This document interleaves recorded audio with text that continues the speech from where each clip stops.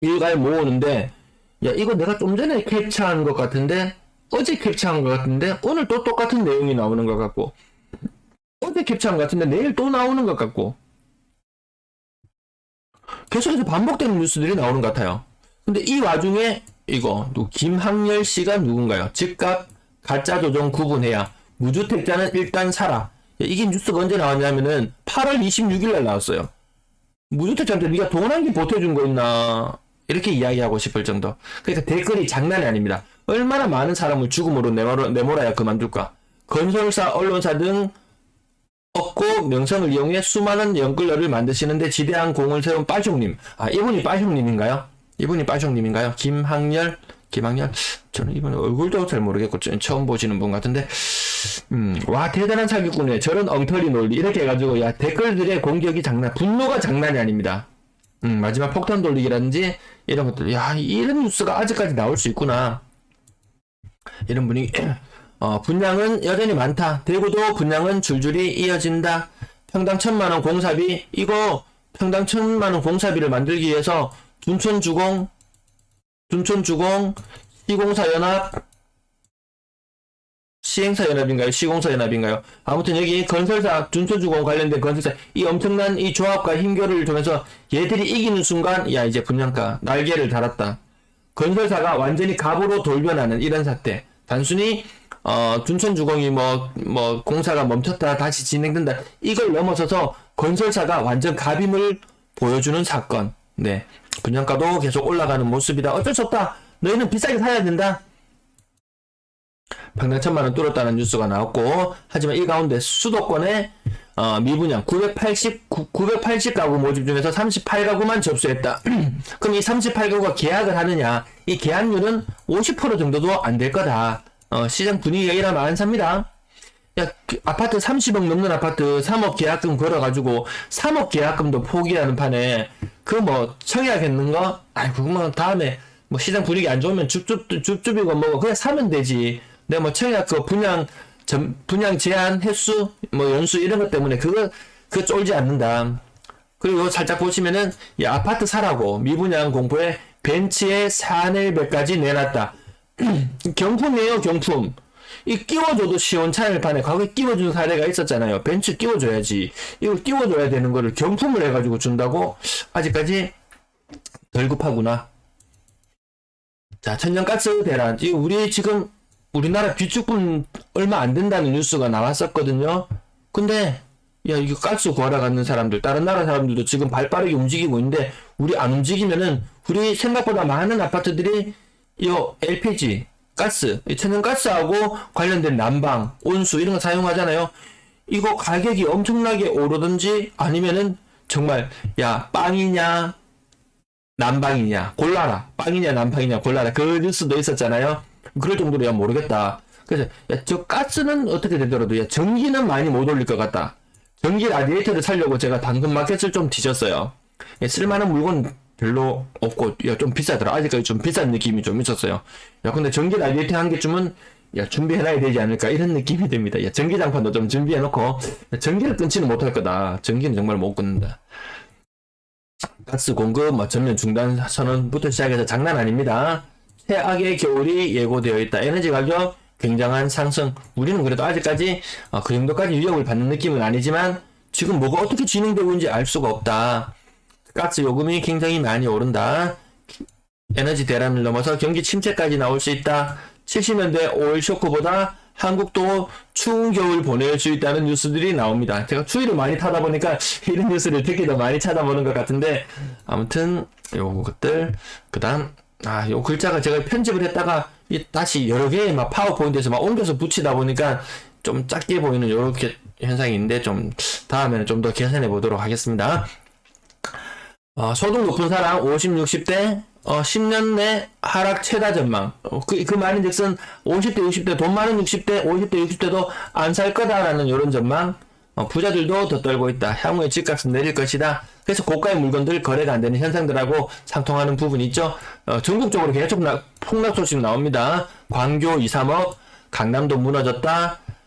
재건축 계약했다가 해지했다. 왜? 계약 31억에 샀는데 거의 3억을 날렸어요.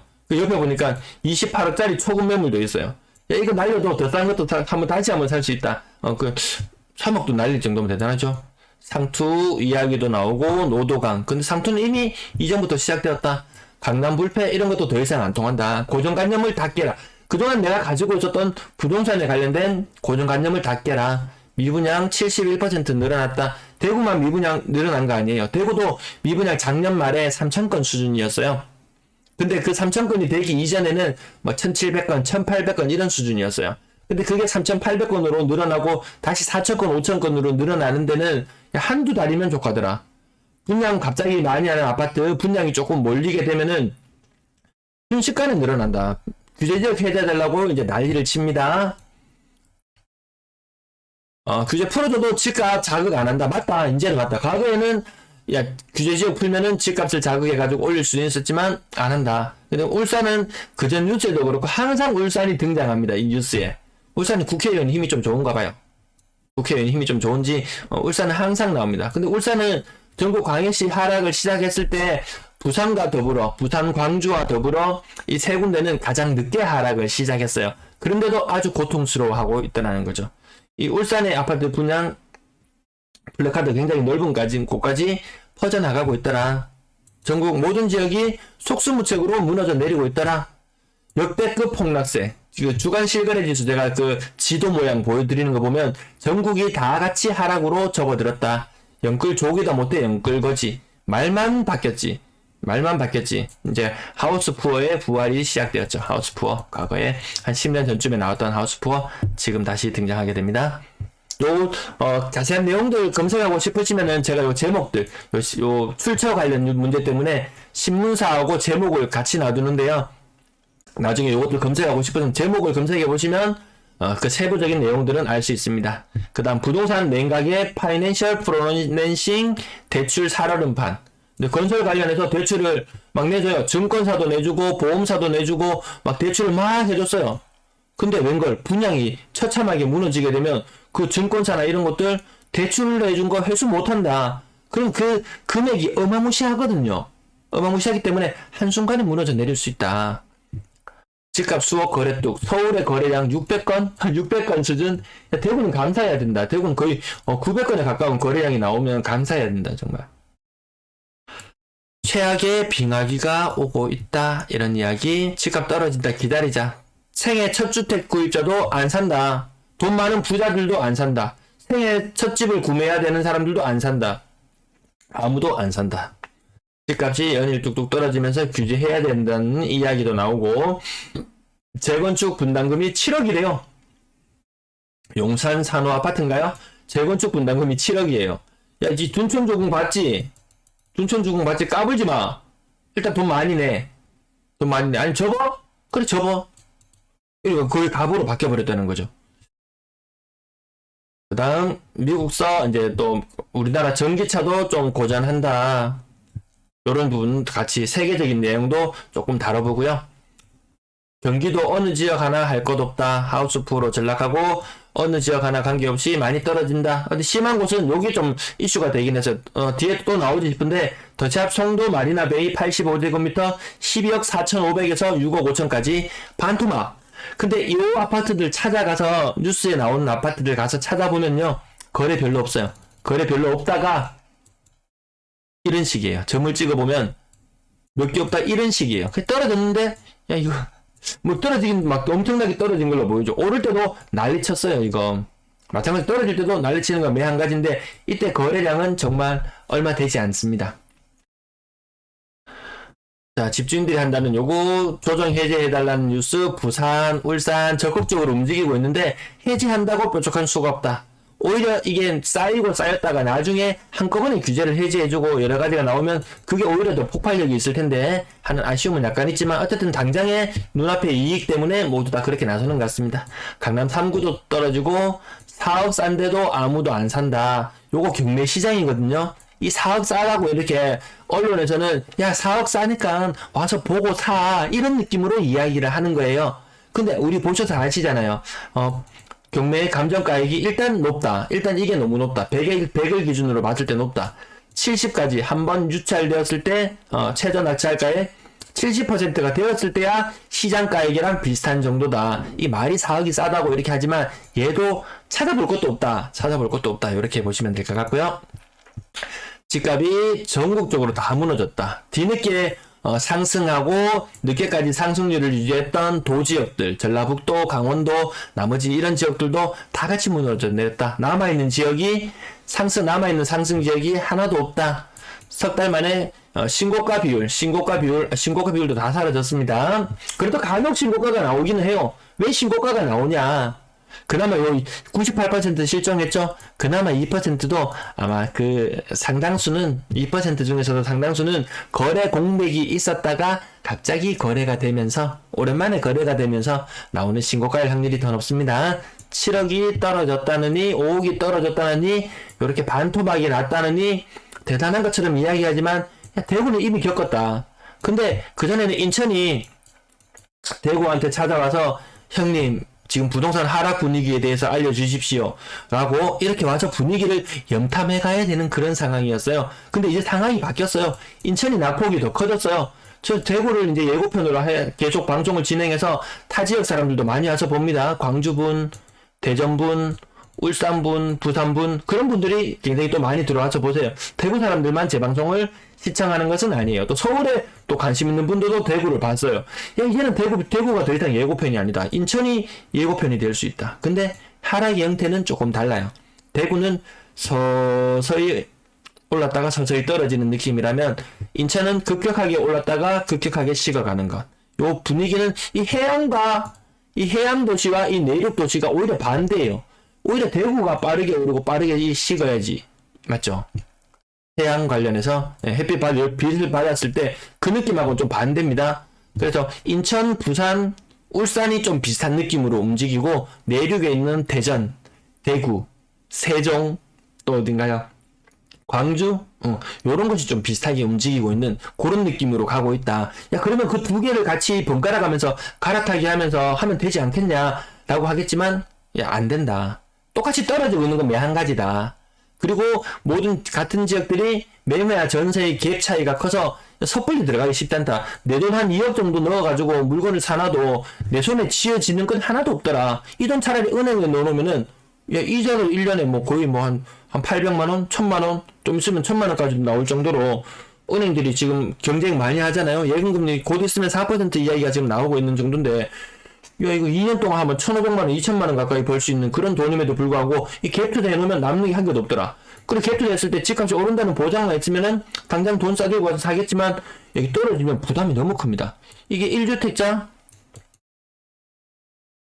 한 개를 더 가진다는 것은 이 상승할 때의 기쁨은 2배, 이 떨어질 때의 이 슬픔이나 이 공황 상태로 빠져드는 것은 이 말로 표현 못할 정도. 잠깐만 댓글 볼게요. 네, 디지파크님 2008년 직격탄 맞고 뼈저린 경험을 했습니다. 대기업 다니고 있어도 매일 지옥이었습니다.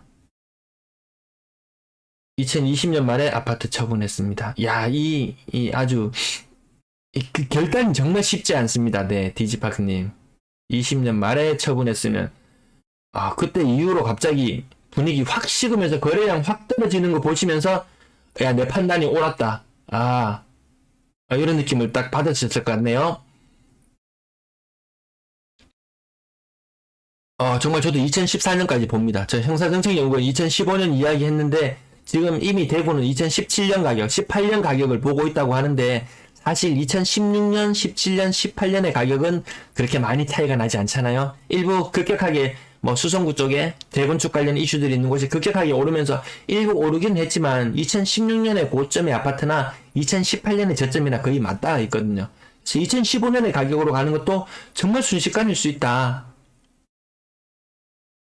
디지파크님, 저도 그렇게 비슷한 방향으로 살펴보고 있습니다. 네, 고고님 반갑습니다. 7억이 떨어졌다는 이야기 계속 나오고 시발유값 떨어지나 뭐 어떻게 나오지만 여기 보시면 좀 잘렸는데 성부 봉쇄 또 봉쇄예요. 9월 2일자에 2100만 명 도시 봉쇄. 야 이거 진짜 계속 말씀드리잖아요. 야 군자의 복수는 10년이면 족하다. 디지파크님도 2008년에 한번 시계 뒤이고 나서 한 10년 동안 일을 가셨던 모양이에요. 네. 어쨌든 여기 보시면은 야, 이거 중국 심심하면 봉쇄한다. 야, 우리 성장률, 그래도 중국 성장률 한 3% 정도 돼요. 야, 이게 좀 감수하자. 과거에 그 뭔가요? 모택동 시절인가요? 그 수천만 명이 굶어 죽는 그 시절에도, 야, 다 견뎌냈다. 역사는 그래도 흘러간다. 역사는 진보한다, 흘러간다. 지금 2100만 명, 이거 야, 좀 한다고 누가 굶어 죽냐?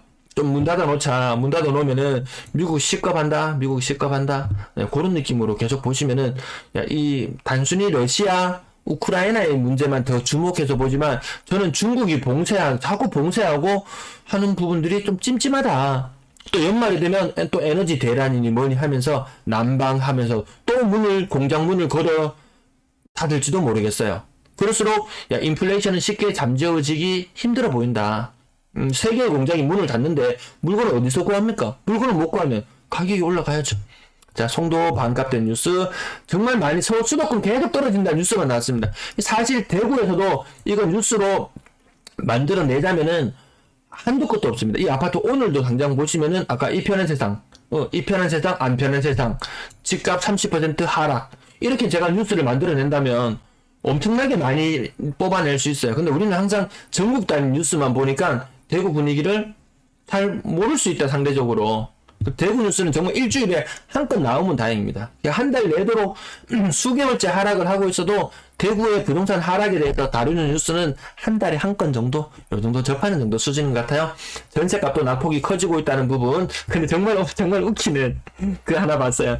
전세 대란을 약간 뒤에 한번 뉴스가 언급되지 싶은데, 역전세 우려했는데 왜 대응 못했냐, 이런 신문 기사가 하나 있었습니다. 정말 황당했습니다.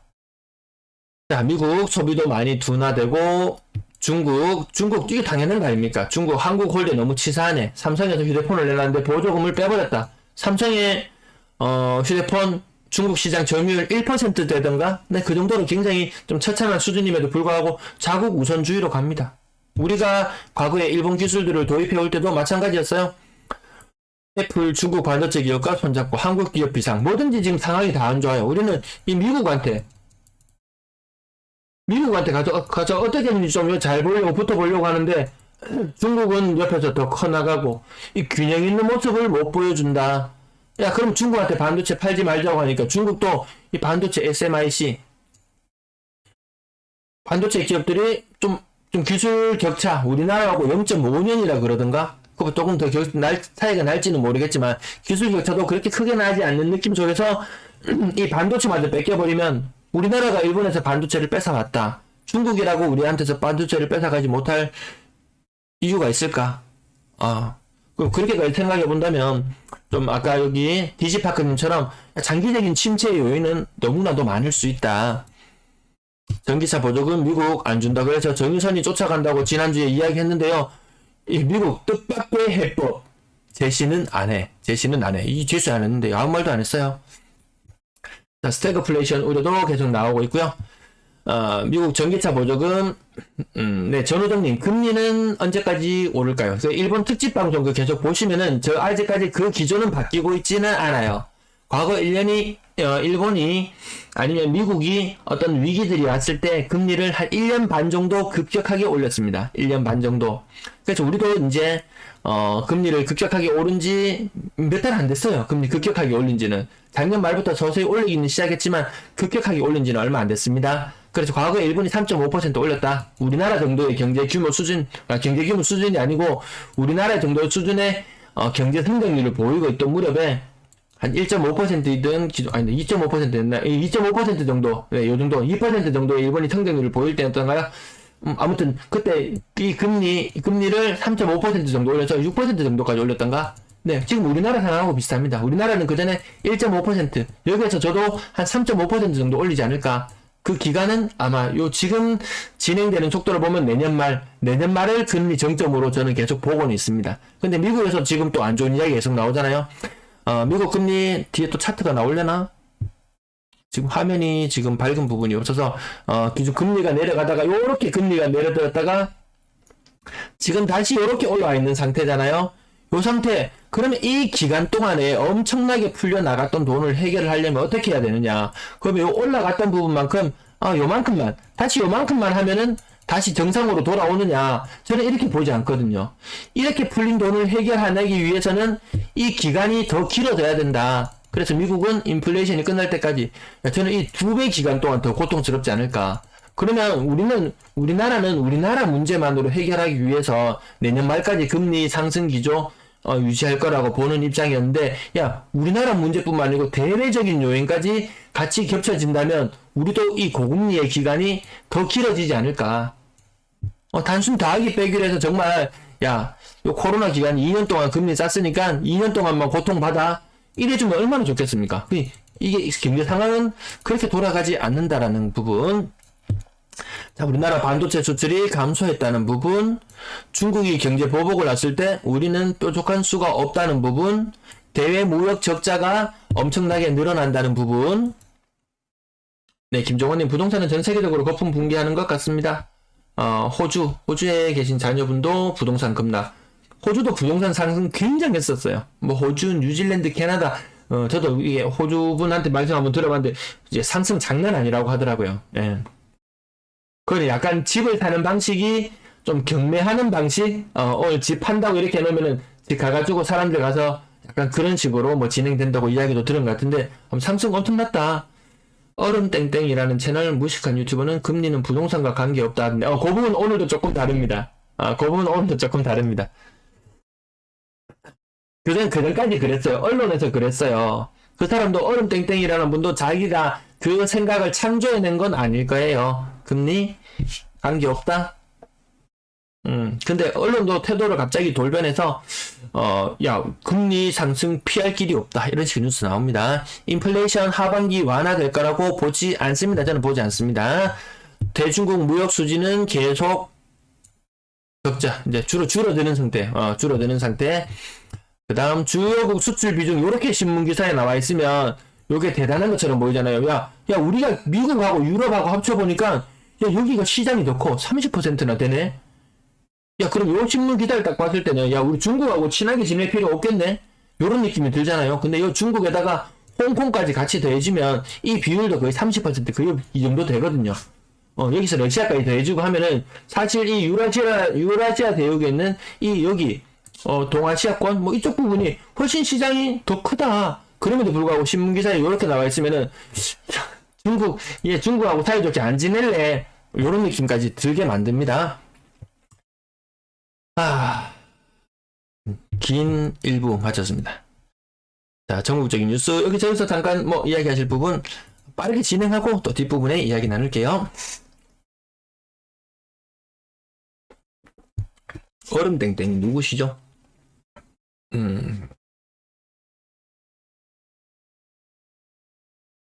야, 다른 유튜브를 진짜 볼 일이 없다, 이제 진짜. 보면 똑같은 이야기를 하게 되니까, 그 생각 속에 빠져드니까, 저는 차트만 보고 이 흐름을 계속해서 궁리를 하기에도 부족한 시간이다. 그 차트 만들어내기에도 부족한 시간이다, 이런 느낌이 들어요.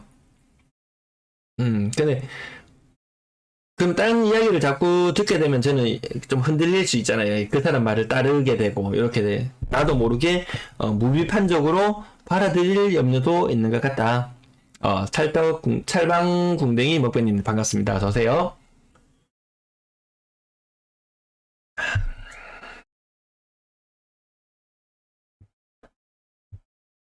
자,